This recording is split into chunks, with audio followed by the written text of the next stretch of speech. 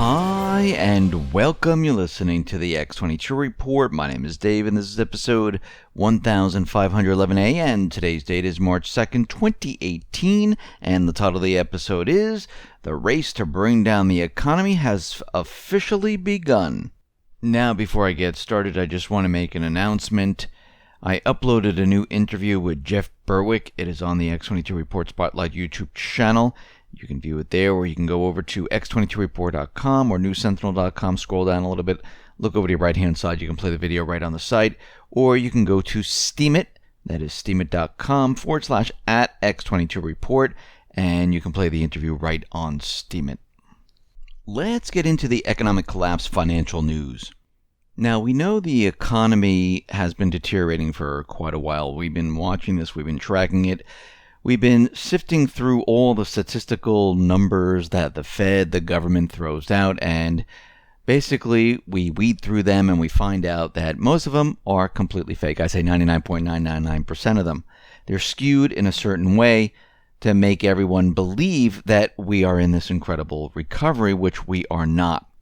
And we understand at this point there's a battle going on within government. We understand there's factions that are fighting it out, and the central bank realizes and they understand that the economy is pretty much dead.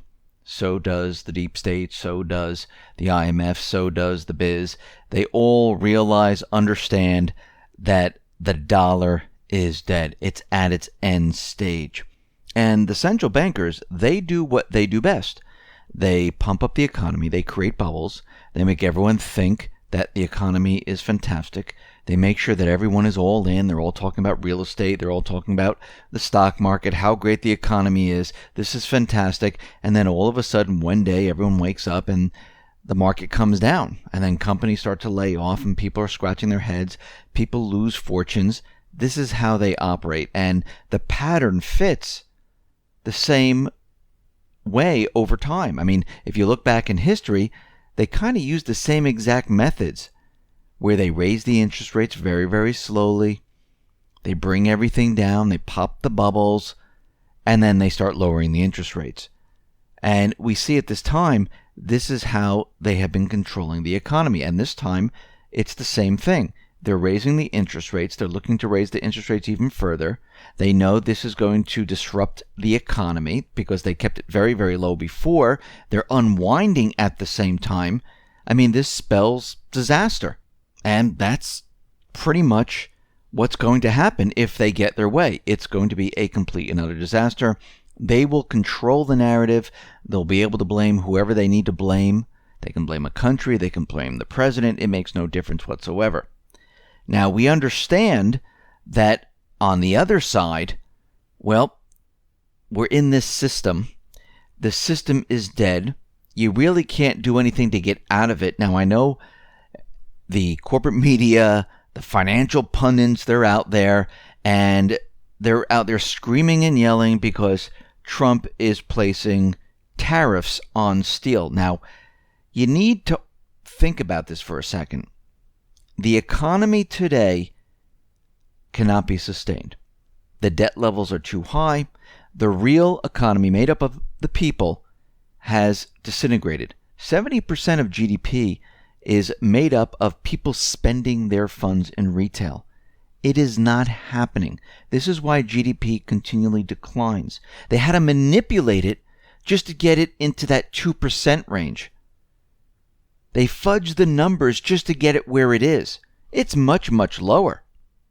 So right now, we have the central banks out there. The IMF is saying, listen, Trump's plan to impose tariffs on steel and aluminum would likely hurt both the U.S.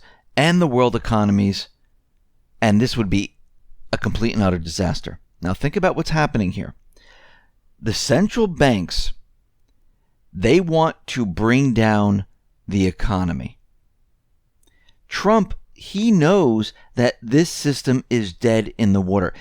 What he's doing now is not to help this economy out. This economy is going nowhere. It needs a reboot. It needs to be wiped out. It needs to be cleansed. So with him pushing forth this idea of tariffs on steel, aluminum, it's not really to help America. And there could be some underlying reasons why he's doing this. Now, I know a lot of people are going to be out there saying, oh my God, these tariffs, that's going to lead into war, and so on and so forth. Yes, we know that these type of trade wars end up in real wars. But let's go back in time. This is not the first time this happened. This is how we got trade wars going into real wars. George W. Bush, we're going to go back to 2002 of March. Well, he decided to impose tariffs as high as 30% on global steel imports. The temporary tariffs of 8 to 30% were originally scheduled to remain into effect until 2005. They were imposed to give U.S. steelmakers protection from what a U.S. probe determined was a detrimental surge in steel imports, as more than 30 steelmakers had recently declared bankruptcy. Canada and Mexico were exempt from the tariffs because of penalties the United States would face under NAFTA. Additionally, some developing countries such as Argentina, Thailand, and Turkey, they were also exempt. Now, on November 11, 2003, the World Trade Organization, they came out against the steel tariffs, saying that they had not been imposed during a period of import surge. Steel imports had actually dropped a bit during 2001 and 2002, and that the tariffs, therefore, were a violation of America's World Trade Organization tariff rate commitments. The ruling authorized more than $2 billion in sanctions, the largest penalty ever imposed by the World Trade Organization against a member state. Now, if the United States didn't remove these tariffs, they would have been sanctioned $2 billion. But it was the market's response that broke the camel's back. What followed immediately after the tariffs were announced was a 30% plunge in the S&P 500, a slump in the dollar, and a rally in bonds that slashed the 10-year yields in half. Now let's think about this. The market plunged, the dollar slumped, and it looks like we were heading towards a disaster. Now, the World Trade Organization, was going to impose sanctions. The markets were crumbling, and eventually what the United States did, they backed down and withdrew the tariffs on December 4th, 2003. Well, looking at this scenario, by Trump implementing these tariffs, this is a way to bring down the system. Because we can see already, he's even pushing reciprocal taxes. He's going all out right now. He knows the central banking system is about to bring down the economy. And it looks like he wants to control the narrative of the economy coming down instead of the central bank. So what we have right now is that the entire system is being brought down by two different groups, both trying to control the narrative. Because the tariffs, they're not going to help the United States at all. Well, they will help if the country is brought down, declared bankruptcy like a corporation, even though that's not what he's going to do, but it's almost the same type of thing, and reset the whole thing. He needs to build a case of why the system wasn't working in the first place. And I think this is the first step of bringing down the system, building a narrative to blame it on the central bank, because I do believe, and this is why he has Andrew Jackson hanging in the White House, he wants to do what Andrew Jackson did, get rid of the central bank. Now, of course, the central banks, they don't want to go anywhere. And this is why we end up in wars. So you can see how this all comes about. When a president, an entity within government that's not elected, goes up against the central bank pushes events, they push wars, They push whatever they need to stop this from happening. And that's how we actually get into wars. And we see right now that the push is on. Now, again, this transition that we're heading towards can go either way. It can go with the central banks. If they can control the narrative, it will be their transition. We will still be serving the central bankers. If the central bankers don't control the narrative, and Trump has the ability to do so, and blame it on the central bankers, I do believe we'll be going in the direction of the cryptocurrencies in some form or another. And we can see already that Germany, the German Federal Ministry of Finances, has considered Bitcoin as tax exempt so long as it is used as a means of payment. The German Federal Authority published its decision to not subject purchases with Bitcoin and other cryptocurrencies to taxes on February 27th, citing the European Court's 2015 decision, which set a precedent for all members of the European Union. The court justified its tax decision by stating that it considers cryptocurrencies as a legal means of payment. Now, compared to the IRS treats Bitcoin like property, meaning that each purchase using Bitcoin is technically considered to be a sale of property and is therefore subject to capital gains tax. So we see the very big difference here. We also see another central banker, Bank of England Governor Mark Carney. He said something very interesting about cryptocurrencies. And if you notice, it's the same theme with all these individuals that are hooked into the central banking system. Even Mnuchin, who is in the Treasury, is saying the same thing about cryptocurrencies because he's a Goldman Sachs boy, and we can see at this point that he is tied in with the central banking system. Now, Carney is out there, and he is saying that cryptocurrencies such as Bitcoin are failing as a form of money and have shown clear signs of being a financial bubble. Well, central bankers, they do know what a financial bubble is because they do create them. But their technology could improve the financial system in the future. But right now, it's not good. It can't be used as a digital currency. It's just not there right now, and we shouldn't even look at it. Right now, Facebook banned advertisements of cryptocurrencies. They started this last month. We mentioned this. And we see right now that he's out there saying that, the typical everyday investor doesn't realize that, Bitcoin and the other cryptocurrencies, they're in this gigantic bubble. And it's the same thing that led the markets into the 2007-2000 financial crisis. Actually, it was the central banks that did this. They created the bubbles. And of course, they said they can't see bubbles. It's amazing the central bankers are out there and they say they can't see bubbles, they can't detect bubbles, but they know cryptocurrency is in a bubble. I mean, think about this for a second, what they're saying. With their system, it's impossible to detect a financial bubble. They just don't exist. But we can spot them anywhere else. I mean, really?